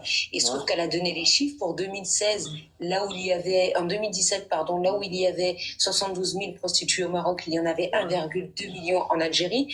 Pendant des années, vous avez dit, les Marocains, c'est pas des hommes, hna les hommes. Il se trouve qu'aujourd'hui, vous êtes le pays d'Afrique du Nord qui avait le plus grand nombre d'homosexuels, en tout cas ceux qui sont visibles. Pendant des années, vous avez dit, ah, les Marocaines, c'est des saharettes. On a fouillé un petit peu, on a trouvé que le père de la sorcellerie dans le monde arabo-islamique est un Algérien, puisque c'est Ahmed El Bouni, et qu'il est originaire du territoire qui aujourd'hui on appelle l'Algérie. Quoi encore? Je peux t'en citer encore plein, des choses comme ça. Votre président algérien, il a dit ouais, on gonfle des pneus. Il se trouve qu'aujourd'hui on est on est le premier pays dans l'industrie automobile en Afrique. Vous avez dit on sait très bien que la rame ne transporte pas que des passagers. Sous-entendu, la rame elle transporte de la chiche. Il se trouve que Air Algérie s'est fait épingler, en tout cas bon nombre de ses stewards pour du transport de produits de toxicomanie, en l'occurrence des médicaments. Et en plus de ça, Tebboune et son fils sont fait épingler pour avoir importé par bateau depuis le port d'Oran 700 tonnes de cocaïne. Oh purée, on peut aller loin encore comme ça. Hein. Je peux te donner plein d'exemples, mais est-ce que ça te suffit? T'en voulais un, je t'en ai donné plusieurs. D'accord. Ben, je vais les décortiquer un par un. Bismillah. D'accord. Bismillah. Quand tu dis industrie automobile, tu peux préciser aux peu de personnes qui sont sur le live, tu peux nous expliquer les choses sur le live, s'il te plaît? Nous sommes la première industrie automobile en Afrique. D'accord. Alors, à la base, nous avions dépassé l'Afrique du Sud pour le nombre de voitures produites, c'est-à-dire que nous étions le premier producteur de véhicules automobiles en Afrique en volume, mais pas en chiffre d'affaires. Depuis cette année, nous avons aussi dépassé l'Afrique du Sud en chiffre d'affaires, donc nous sommes le premier producteur dans l'industrie automobile en Afrique, que ce soit en volume ou en chiffre d'affaires. Alors, pour préciser aux gens qui ne comprennent pas, Inch'Allah, vous allez comprendre, ce sont les premiers producteurs, les premiers fabricants pour les Européens. C'est juste de la main-d'œuvre. D'accord? Vous avez Alors, juste je t'explique. Je vais t'expliquer. Alors, je vais juste t'expliquer. Juste de la main-d'œuvre. Parce qu'ils ont délocalisé, vous savez, c'est comme si on D'accord. fait des petits chinois. D'accord. Non. Alors, déjà, c'est pas que de la délocalisation. Il y a aussi de la création industrielle au Maroc, mais de la part de marques françaises et étrangères, pas que françaises d'ailleurs, mais au Maroc, il n'y a pas uniquement de la délocalisation, et ça, faudra que tu ailles chercher c'est quoi la différence. La délocalisation, c'est quand tu as une entreprise qui existe déjà dans une ville et que tu la délocalises. La création, c'est quand tu crées un pôle directement dans le pays. Je vais juste terminer. Ensuite, les marques sont effectivement françaises, allemandes ou autres. C'est clair. Mais quand tu ramènes, quand le Maroc a créé ces zones franches, cette possibilité avec des avantages fiscaux aux pays d'investir, ces pays, ils payent des taxes au Maroc. L'argent ne sort pas à 100% du Maroc. Ça crée de l'emploi au Maroc. Et ces emplois qui sont rémunérés, ces rémunérations, elles sont redépensées au Maroc. Il y a un partage de savoir qui est fait avec le Maroc et qui a permis d'ailleurs à des Marocains de même construire des véhicules marocains. Donc, et il y a un taux d'intégration qui aujourd'hui a dépassé les 65%. Donc, ce sont des produits qui viennent majoritairement, en tout cas pour au minimum 65% du Maroc, avec des écosystèmes autour qui ont été créés, qui ont permis à des entreprises marocaines de se créer, parce que, par exemple, pour faire des boulons, pour faire du pneu, etc., etc. Donc, on n'en a rien à foutre, nous, que les marques, elles soient françaises, américaines, allemandes. La marque, elle peut même être israélienne. Je vais même aller plus loin. Ça pourrait même être des Algériens. Nous, on sait que l'argent, il rentre dans le Maroc. Et ça fait du Maroc le premier constructeur automobile d'Afrique, que tu le veuilles ou non. Le reste, c'est que de la littérature. Et d'ailleurs, je vais aller plus loin. Je vais juste terminer. Je vais même aller plus loin. Admettons, je vais même aller plus loin. Oui, c'est de la main-d'œuvre pas chère. C'est de la main-d'œuvre pas chère. C'est de la main-d'œuvre moins chère. Mais alors, d'une part, les équipes dirigeantes, par exemple, de Stellantis, pour toute l'équipe managériale, ce ne sont que des Marocains. Donc, il n'y a pas que de la main-d'œuvre pas chère, il y a aussi de la main-d'œuvre qualifiée. D'ailleurs, elle est tellement qualifiée qu'à la base, ils voulaient aller en Algérie, ils ont fermé en Algérie, ils sont venus au Maroc.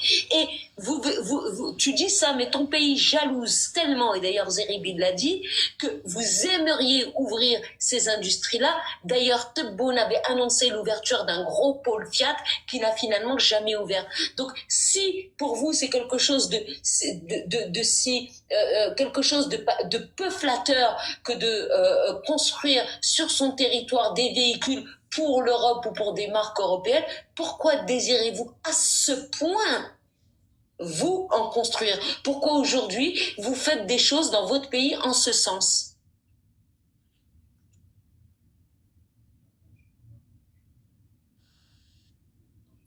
ما كانش منها Vous êtes la main d'œuvre pas chère. Arrêtez vos conneries.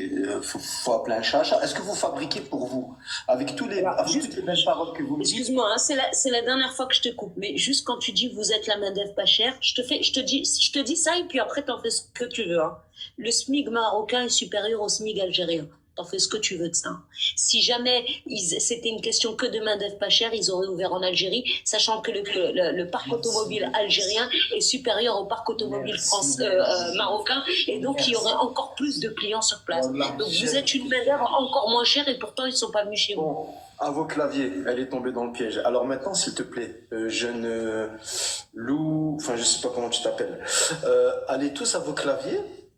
Allez sur la carte de l'ONU, allez sur les niveaux de vie, quel est le peuple qui vivent les mieux dans le monde. Et c'est classé dans une carte qui va de rouge à très très vert.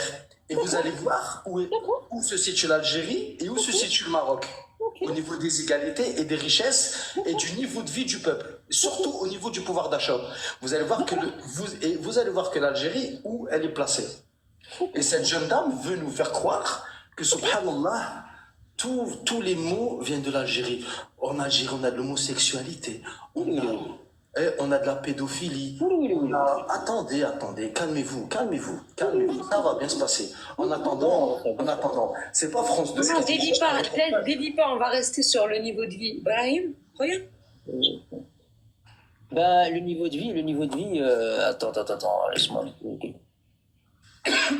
Parce que, Je crois qu'ils confondent la qualité de vie, le niveau de vie avec leur fameux IDH qui nous ressortent à tous les coups. Parce que si on regarde au niveau du niveau de vie, le Maroc est meilleur dans le classement. Et j'en veux pour preuve, l'Algérie est avant le Maroc pour ce qui est de l'indice de misérabilité. Donc on va vérifier ça tout de suite. Oh. Bizarre, vous êtes classé orange. Rapport mondial sur le bonheur. Alors... Pour le bonheur? Le bonheur, ça c'est... Non mais attends, je vais t'arrêter tout de suite. Le bonheur, c'est quelque chose de très subjectif. Le bonheur, ça s'évalue pas. Tu peux être très heureux avec 200 € en poche et très malheureux avec 2 milliards d'euros en poche. J'en veux pour preuve, il y a des artistes qui sont immensément riches et qui se sont suicidés, Marilyn Monroe et tant d'autres. C'est pas ça la question. La question, c'est on parle de pouvoir d'achat, on parle de qualité de vie. C'est différent. La qualité de vie, ça se quantifie. Attends, quand je parle, tu dois te taire.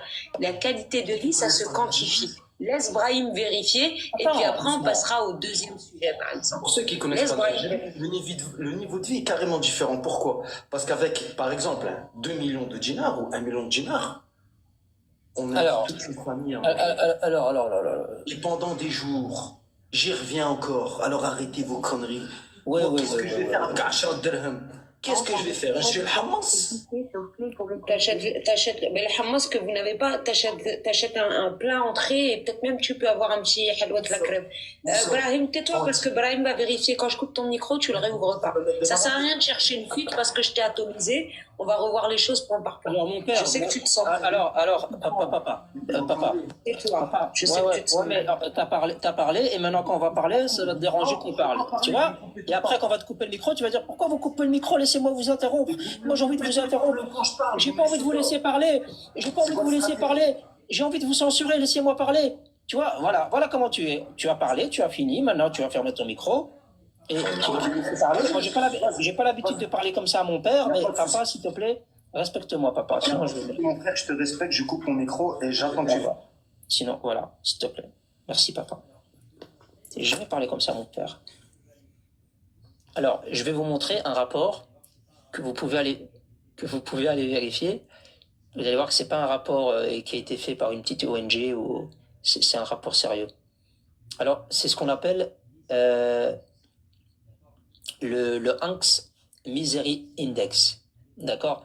Donc, il faut savoir que c'est un économiste américain réputé, donc qui sort depuis très très longtemps déjà un rapport qui touche, je pense, un peu plus de 160 États.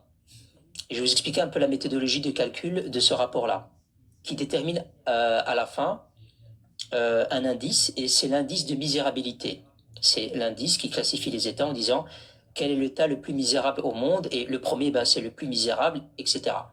Et ce calcul-là, cette méthodologie du calcul, elle est faite, elle est mise en place par une formule. Alors la formule, c'est le taux de chômage multiplié par 2, plus le taux d'inflation, plus le taux d'intérêt bancaire, moins le taux de croissance réel du PIB par habitant. Et à la fin, ça nous donne l'indice qui va classifier à ce moment-là les différents États. Et quand on regarde le résultat de ce qu'on appelle, les gens ils peuvent regarder en même temps, de ce qu'on appelle ce Hanks Misery Index, ici j'ai le classement.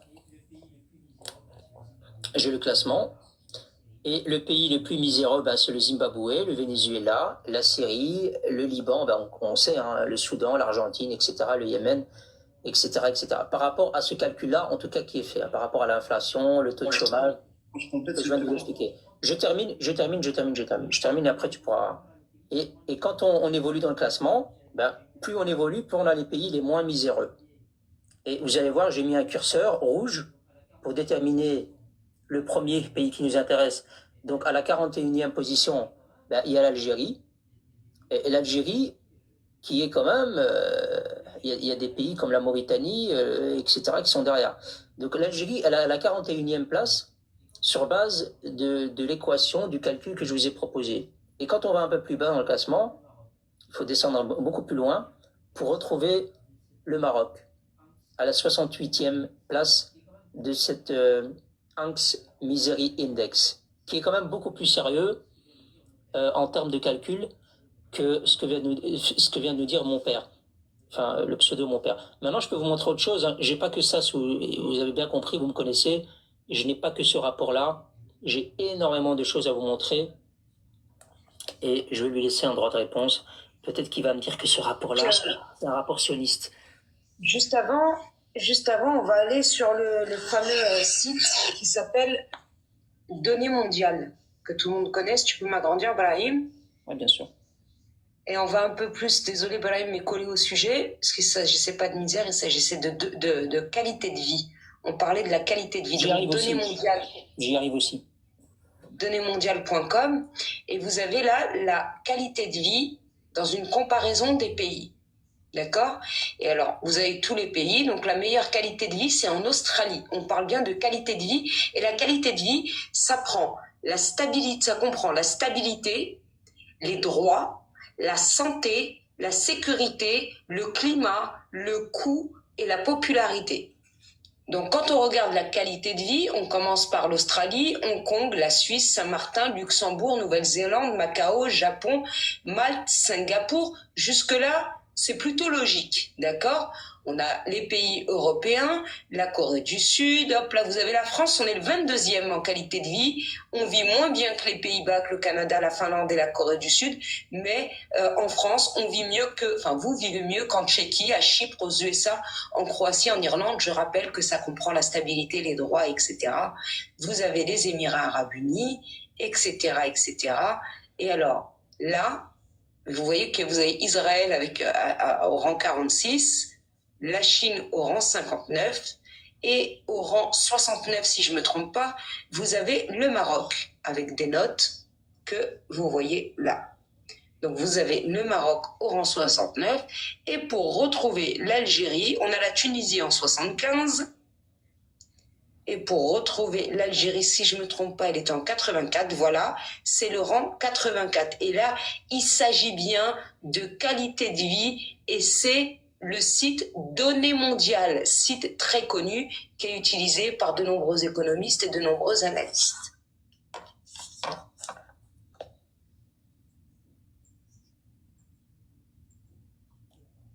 Tu peux parler, tu peux parler. C'est bon? Je vais pas être coupé? Expliquez-moi c'est quoi le bonheur, s'il vous plaît. Donnez-moi juste la définition du bonheur. Le bonheur, c'est d'avoir une femme qui écoute et qui est pas chiante, et d'avoir des enfants qui travaillent bien à l'école, et que son équipe de football, elle gagne tous les matchs, et qu'on soit heureux. Ça, c'est pour moi le bonheur. D'un point de vue islamique, puisque nous sommes musulmans, les alim, pour la plupart, ont défini le bonheur de cette façon. Le qana'a. Est-ce que tu sais ce que ça veut dire? La satisfaction, se satisfaire de ce qu'on Voilà, a. c'est se satisfaire de ce qu'on a. Donc tu peux avoir quelqu'un qui va être heureux avec 1 000 euros par mois parce qu'il va être satisfait de ce qu'il a, et quelqu'un qui va être malheureux avec 10 000 euros parce qu'il voudrait en toucher 15 000. Non, c'est pas ça le qana'a, parce que le qana'a, il est toujours satisfait de ce qu'il a, pas de ce qu'il a pas. C'est ça le qana'a. T'as pas compris ce que je viens de dire. J'ai donné un exemple pour imager. J'ai dit quelqu'un qui gagne 1 000 euros peut être heureux. Quelqu'un qui gagne 1 000 euros peut être heureux parce qu'il est satisfait de ce qu'il a. Et quelqu'un qui gagne 10 000 euros ne va pas être heureux parce qu'il voudrait en gagner 15 000. D'accord. Alors, on va dire à chacun ses chiffres, à chacun ses stats. Moi, je me concentre sur celle du bonheur. Comme celle en Europe, il y a des statistiques qui montrent que les pays nordiques sont plus heureux là-bas. Les gens sont plus heureux dans les pays nordiques plutôt que nous qu'on est considérés dans le sud par rapport à eux. Pourquoi? Parce qu'ils ont un niveau de vie qui est meilleur. Ils gagnent peu, mais la vie chez eux, elle est pas chère et ils vivent mieux. Ils sont heureux. Alhamdoulilah, ils sont heureux. L'Algérie, comme le Maghreb, comme l'Afrique, moi je suis pas là à jouer à qui a la plus grosse. J'ai passé l'âge, alhamdoulilah, et j'en ai rien à foutre. Moi je vais au Maroc et en Algérie. Mais ça vous le savez pas parce que vous êtes trop omnibulés par l'Algérie. Moi j'en ai rien à foutre. Moi je peux dire des choses sur le Maroc. Le Mercouda, tout ce que vous voulez. J'y vais depuis l'âge, allez, de 11 ans. Je prenais la marque Raibi. Vous connaissez la marque Raibi? Est-ce que vous connaissez la marque Raibi ou pas? Raibi, pour ceux qui ne connaissent pas, c'était les yaourts roses qu'on mettait dans le congélateur et qu'on coupait en deux. Et à l'époque, ça coûtait 9 dirhams. Je dis notre gueule, lui. Et ouais, à l'époque, ça coûtait 9 dirhams. Moi, alhamdoulilah, si j'ai bien une particularité au jour d'aujourd'hui, c'est que je peux critiquer les deux pays parce que je suis parti dans les deux pays et j'y vais encore. Tu peux revenir au sujet, s'il te plaît? Tu racontes. Non, il y a ta vie, là. Moi, par exemple, il y a 3 semaines, j'étais au Maroc. Et il y a 1 semaine, j'étais en Algérie. Et je suis resté qu'1 semaine là-bas.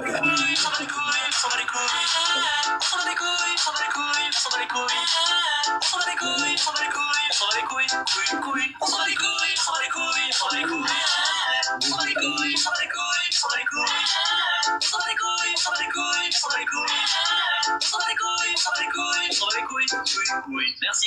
Ça va être plus clair là, je sais pas. Nous, on te montre des tableaux, des chiffres, toi tu nous racontes que t'as bouffé des Raibi quand t'avais 6 ans, on s'en bat les couilles. Ouais, je sais. Ben, écoute bien lui là, parce que lui, il s'en bat pas les couilles. Écoute, Incroyable. Je suis tombé. Non, mais tu passes pas des audios comme ça, c'est pas le live à ta mère, mon père. Non, lui, il veut te montrer un témoignage de quelqu'un qui dit « Ah, je souffre tellement au Maroc, là, Les je suis gars, revenu. Bon, est-ce Il a fait que descendre, on peut, non, il est descendu tout seul. Est-ce qu'on est d'accord qu'il a parlé de qualité de vie? On n'a pas été malhonnête sur ce coup-là. Parce qu'après, il nous a parlé de bonheur, mais le bonheur, c'est subjectif. Est-ce que mes propos étaient clairs et les propos de Brahim? Mais moi, j'avais autre chose à lui montrer. Pourquoi il est parti? En fait, lui, ce qu'il voulait faire, c'est dire le Maroc, je connais depuis que j'étais pas encore né, et j'y suis allé il y a 30 secondes, et c'est la misère. Et attendez, je vais vous montrer une vidéo qui le prouve. Ça, c'était c'était l'argumentaire de l'Algérien.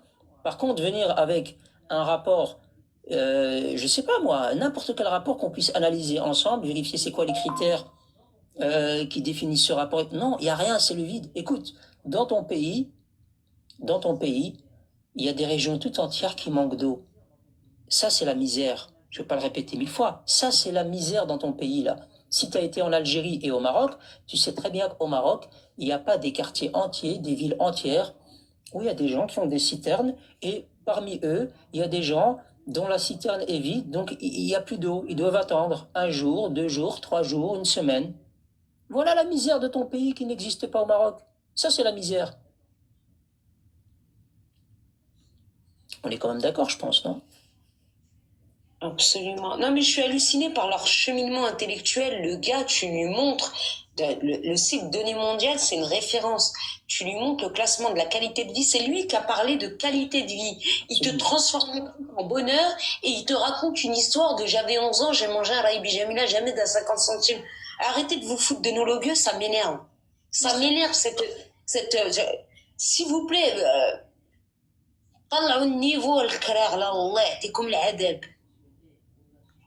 Tu vois, il a dit, chez vous, il y a plein de libertés sexuelles. Eh, Wallah, si je te montre, Wallah, hein. J'ai une publication sur Maroc Patriotique que je prépare depuis 2 semaines.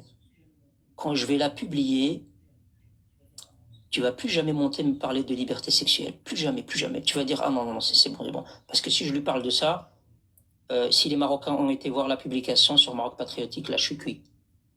Ah ouais. Je vais te montrer là où il y a de la liberté. Bonsoir les amis. Bonsoir Latino, ça va, la Bessalik? Alhamdulillah, tout va bien. Et toi, comment ça va? Comment ça va, Ibrahim?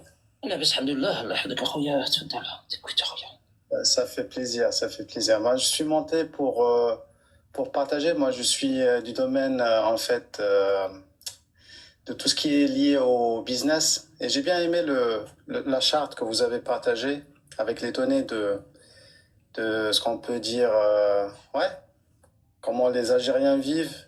Donc, on parlait bien des conditions, du pouvoir d'achat. Ça, vous avez enrichi mes connaissances. Alors maintenant, je souhaiterais partager avec vous aussi un point de vue des gens de business. Pourquoi, en fait, des personnes comme moi, je n'ose pas aller en Algérie pour investir. Donc, comme vous le savez, donc, il y a des sociétés comme, je sais pas, McKinsey, il y a Boston Group. Donc, on y va là-bas, on paye du cash, on leur dit où vous nous recommandez d'aller. Mais il y a aussi des gens qui cherchent les informations. C'est ce qu'on appelle des cabinets de conseil pour ceux qui... Oui, les cabinets de conseil. Alors moi, par exemple, si je veux investir, je vais aller sur le World Bank, donc la Banque mondiale, et je vais chercher tout ce qui est lié au business, ce qu'on appelle easiness of doing business. Je vais chercher ça en français, en fait. Peut-être avec la traduction, c'est mieux. Tu peux le faire en anglais, c'est pas un problème. Il y en a beaucoup qui comprennent et ceux qui comprennent pas, on leur fera la traduction. Alors, avec la même logique, donc, ici, on peut voir le classement de 1 jusqu'à je sais pas où, avec tout ce qui est lié au easy of doing business. Donc, la facilité de faire le business, donc il y a plein de critères comme par exemple starting the business, est-ce que tu peux avoir un crédit, est-ce que tu peux gérer tout ce qui est de propriété, ainsi de suite. Donc logiquement parlant, comme tu l'as fait, donc on part avec la première classe, donc on part bien de New Zealand, Singapour, Hong Kong, Danemark, Corée, les États-Unis. Donc jusqu'à maintenant, vraiment, c'est tout à fait logique. Puisque moi, je suis marocain, je me suis permis de chercher tout d'abord le Maroc. C'est ça ce qui m'intéresse au premier lieu. Donc en cherchant, je vois par exemple la Chine, 31, ok, ça marche, la France c'est 32. Et après, je cherche le Maroc. Où il est le Maroc? Ah, ok, le Maroc, il est ici. Le Maroc, c'est le niveau 53, ok? Donc imaginez que le Maroc, il est mieux classé que l'Italie d'ailleurs. Ça vous montre, en fait, que lorsque quelqu'un veut faire un business, il trouve que le Maroc, il est beaucoup plus attractif selon le World Bank. C'est pas moi qui l'a dit, c'est le World Bank. Ce sont des analyses vraiment de la Banque mondiale. Est-ce que vous souhaitez savoir où se trouve l'Algérie? Oui, c'est plaisir. On s'amuse un petit peu. J'ai le temps d'aller prendre un café, le temps que tu y arrives ou pas? Oui, s'il te plaît. Ouais, T'as même temps de cuisiner une harira. Ben, ça va commencer mes doigts parce que je dois chercher en fait quelque chose qui est lié au... Repose-toi si tu es fatigué, repose-toi. Parce que je crois que tu dois être fatigué, les doigts. Mes souffles, attends, je vais continuer. Bon. Reprends ton souffle. C'est où le... Je comprends pas là. Ils sont où les... Attends, on va lancer une page de pub. Ok, mais attends, on va la trouver, c'est pas très loin. Le Mali s'est déstabilisé, purée. C'est normal, c'est normal. C'est normal. Ce sont nos frères au Mali, mais ils vont venir. Mais regardez le pays avec plein de gaz, hein. C'est le numéro 157. Bravo les Algériens. C'est bien. On vous a trouvé, on vous a trouvé. Bah écoute, même si l'Éthiopie, ils sont classés à 159, ils sont rentrés au BRICS. Imagine. Alors déjà ça, c'est pour vous dire, un jour, si quelqu'un il est vraiment dingue, il va vouloir habiter et investir en Algérie ou je sais pas où, dans un autre pays. Donc qu'est-ce qu'il va faire? Il va rentrer dans un autre rapport qui s'appelle the Economic Intelligence. Et il va chercher, ça vous le connaissez la plupart de vous, il va chercher quelles sont les villes où lui, il va s'installer peut-être avec ses fils, avec ses gosses, pour les envoyer à l'école, pour qu'ils puissent vivre là-bas, parce qu'il doit gérer son business, n'est-ce pas? Tu vas pas juste investir sans vivre là-bas, peut-être. Juste avant, Roya, parce que j'avais pas compris que tu faisais une transition, je croyais que tu étais toujours sur le même. Oui, Souvenez-vous, un jour, on doit pouvoir vous retrouver la vidéo, il y avait un ministre algérien qui d'ailleurs a beaucoup critiqué le Maroc, et c'est lui qui a dit ne croyez pas que la rame transporte que des passagers. Et dans la même allocution, où ça avait fait beaucoup rire son audience qui était composée de Kalarila, il avait dit doing business, c'est ici, c'est en Algérie. Est-ce que vous vous souvenez de cette vidéo? Brahim, ça te parle? Doing business, c'est ici en Algérie? Vaguement. Eh bien, vous l'avez vu, 157e. Je vais vous la retrouver, la vidéo. Excuse-moi, Latino, vas-y.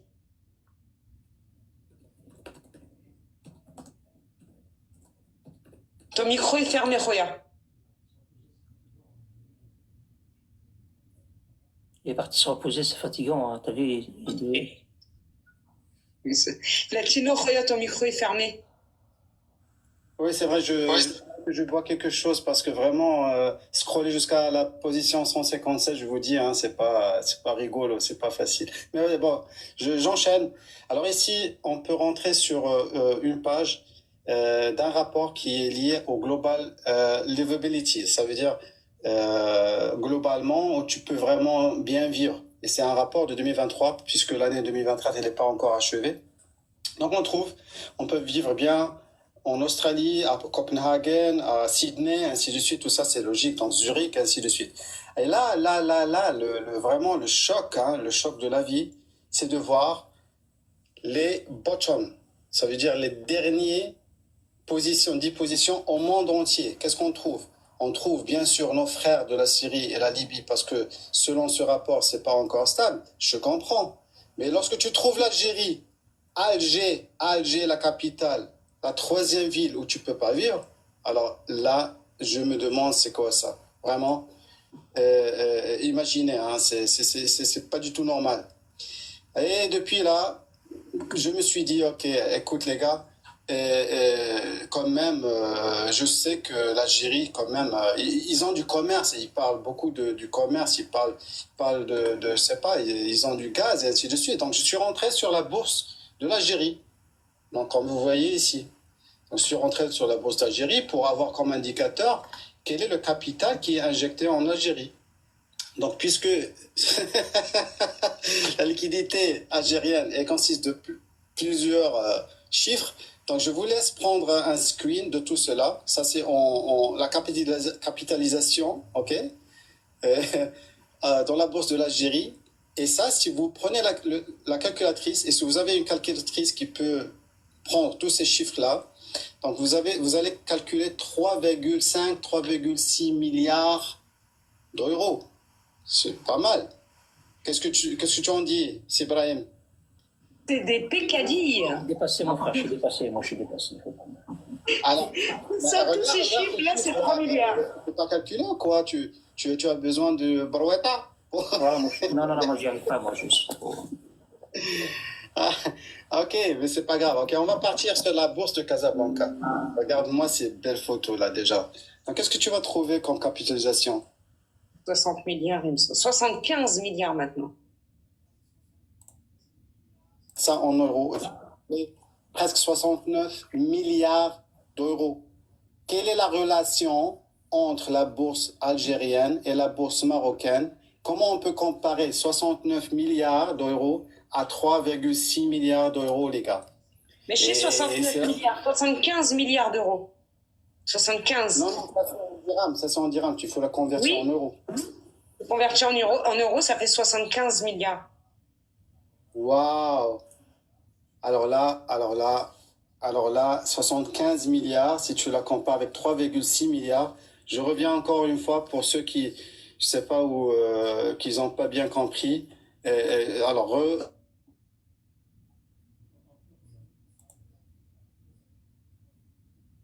On t'entend plus. Screenez ça, calculez-le et vous allez trouver 3,6.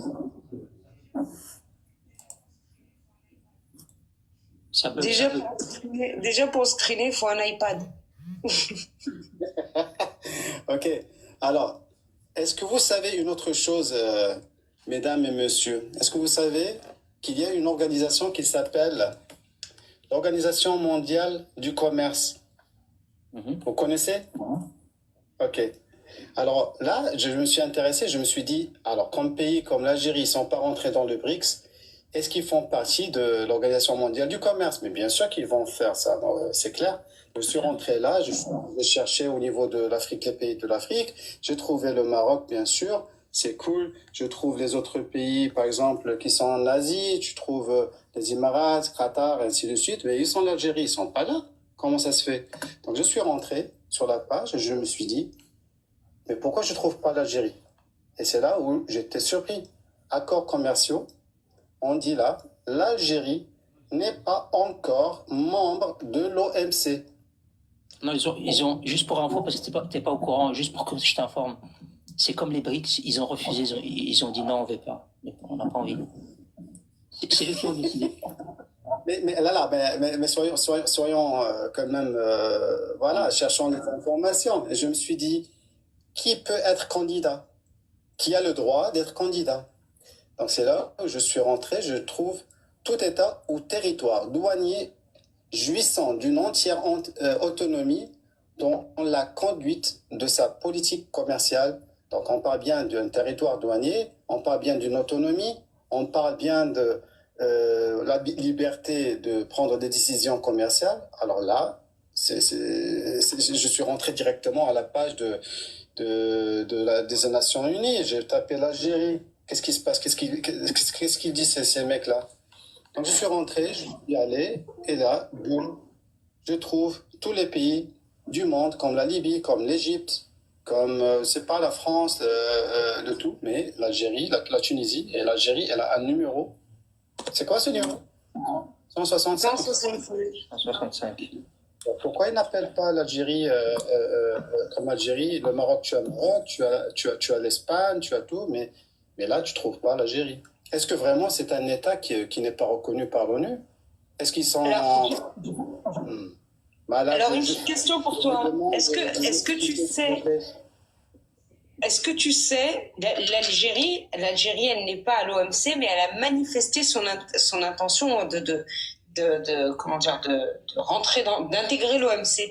Est-ce que tu sais à quelle date elle a constitué le dossier pour intégrer l'OMC?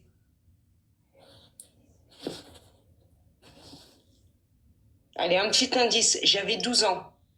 Moi, j'ai vu que... Ouais. Donc, si tu as 25 ans maintenant, ça fait... Une mauvaise connexion à Khoyanis. Depuis tout à l'heure. Ça fait quand même 8 plus 5. Une mauvaise connexion.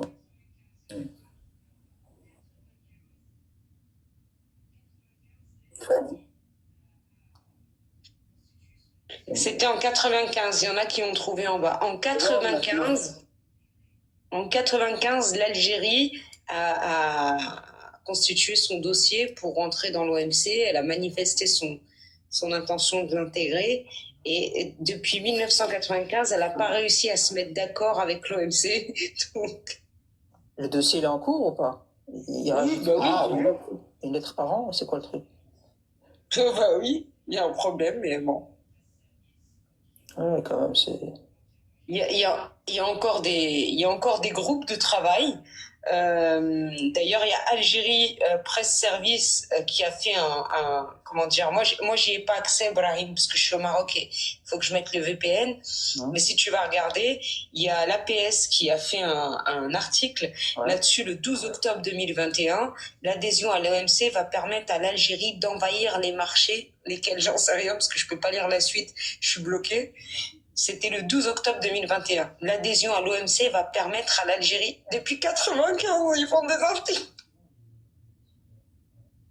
Tu veux l'article ou quoi? Si tu veux nous lire quelques lignes qu'on rigole. Faut voir s'ils l'ont pas effacé, parce qu'ils effacent souvent les publications, eux, sur la PS. J'ai déjà vu des articles qui sont plus accessibles. Ouais, je vais bien regarder. Adhésion de la Confédération nationale du patronat n'ont rien à voir. D'ailleurs, il y a un média qui dit l'OMC existe et l'Algérie a présenté sa candidature. Cette procédure d'accession dure depuis 23 ans. Parce que le truc, il date de 2011. Il n'a toujours pas abouti. Non, il y a un article, par contre, je vois, il est marqué « L'Algérie ira à son... on a l'impression qu'il s'énerve. « L'Algérie ira à son rythme pour l'adhésion à l'OMC. » Ça, c'est un titre de l'APS. Hein. Alors, ils ont dit laissez-le tranquille, on fait un autre aise, ça vous regarde pas. Alors sur commerce.gov,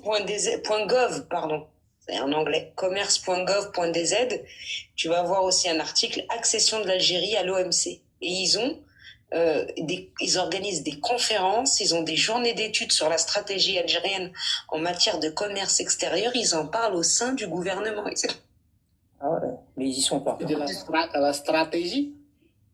C'est ça, la stratégie d'intégration de l'Algérie au sein de l'Organisation mondiale du commerce, ça fait plus de 30 ans qu'ils en parlent. Un think tank préconise la relance des négociations pour l'adhésion de l'Algérie à l'OMC. C'était il y a 2 jours. Ça, c'est nouveau, ça. Attendez, je vais regarder, c'est intéressant, ça. Le cercle d'action... Ils en discutent encore. Ouais, c'est tout récent. Il y a Le cercle d'action et de réflexion autour de l'entreprise plaide en faveur d'une relance de la négociation algérienne d'accession à l'Organisation mondiale du commerce. La présence active de l'Algérie au sein de l'OMC l'aidera à promouvoir plus efficacement les efforts en cours de diversification de son économie et à mieux défendre ses intérêts économiques et commerciaux sur la scène mondiale. À plaider... Oh là là, ouais, c'est vrai qu'ils sont... Ils en rêvent, ils sont là. Bah, c'est trop long, je vais pas tout lire. Non mais les gars, nous sommes le 28 novembre. Le 19 novembre, c'est pas si loin, hein, vous avez le journal algérien El Moudjahid, donc très connu, journal algérien, qui titre « Adhésion de l'Algérie à l'OMC, un tremplin pour booster le commerce ». Allez, bâtard. Ouais, je le vois. Et alors, le début de l'article, l'adhésion de l'Algérie à l'Organisation mondiale du commerce constitue une opportunité stratégique pour consolider son économie et diversifier ses exportations. Ce processus entamé il y a plusieurs décennies, s'inscrit dans une dynamique de modernisation, des politiques commerciales et de renforcement des capacités de l'économie nationale à s'adapter à un environnement mondial en mutation. Non mais c'est un truc de ouf. C'est à son rythme de ouf. Je vais regarder un truc là parce que je suis intéressé.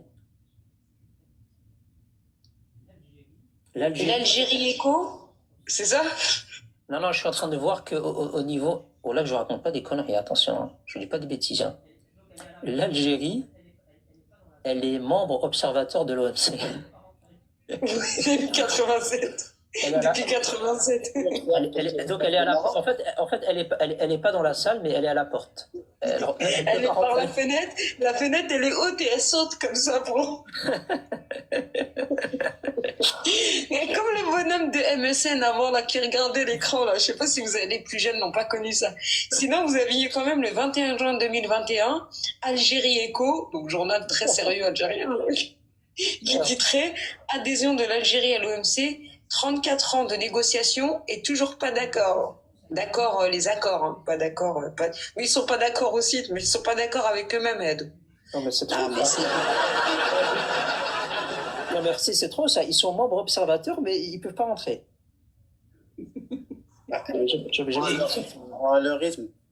Tu sais, les gens, ils prennent le TGV, ils prennent c'est pas le train du Maroc, là, le rapide, et eux, j'ai l'impression qu'ils prennent avec le flouka, avec le bordé. Ah, et il arrive, ils vont arriver. Breno, il est rapide, allez. T'imagines les membres de l'OMC là dans la salle. L'Algérie, va me chercher un café s'il te plaît. Pourquoi tu dis? Mais parce que tu peux pas rentrer toi. Va me chercher un café. Tu vois. Pour moi, Tu verras pas le millefeuille. je vais vous laisser des cadeaux pour demain ou ces jours-ci. Je vous souhaite une très bonne soirée. À très bientôt. Merci pour les sources. Faut ouvrir des lives, croyant en anglais, avec Tora Nice qui viendra et d'autres. Faut ouvrir des lives en anglais. Il y a des Marocains qui sont anglophones et on a besoin d'eux aussi. Il y a des lives qui se font en néerlandais maintenant. Il y a des lives en espagnol. Il y a des lives bien évidemment en arabe. Il y a des lives en amazigh. Il y a Tarifit notamment. Il y a des lives en français. Il faut des lives en anglais. Absolument. Si, on va directement sur les derniers sujets parce que je pense que tu vas bientôt devoir y aller. Non, ça va, il y a encore longtemps. Ça va, oui. Je sais pas si on va déjà sur cette actu là. Enfin, c'est juste pour rapidement. C'est juste pour pas rapidement. Je pense que les gens l'ont vu. Hein. Je peux. Enfin, D'autant plus qu'il y a un Kalrouli qui a fait une marque pour Lacoste très très très récemment. Devinez qui? Non. Une pub, pardon, pour Lacoste. Il y a un Kalrouli qui a fait une grosse pub pour Lacoste très récemment. Devinez qui? Enfin, pub ou pas d'ailleurs. Allez, on va voir si vous êtes observateur. Kalrouli qui a fait beaucoup parler de lui et qui a fait involontairement, très involontairement, exactement mon nom, le violeur de ce petit jeune handicapé mental Mskin à Nantes, qui portait un sac Lacoste avant de forcer ce jeune handicapé à rentrer dans les toilettes pour le violer. Oui. Ouais, c'est pas correct. Moi, ce qui m'a interpellé dans cette actu ici, c'est que d'abord il y a eu les t-shirts avec la carte du Maroc séparée de son Sahara. Et donc il y a eu toute une campagne de boycott des Marocains. Et ensuite,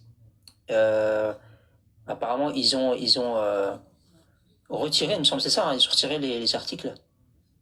Absolument. Et ils ont, vous voyez ici à l'écran, c'est pas un fake.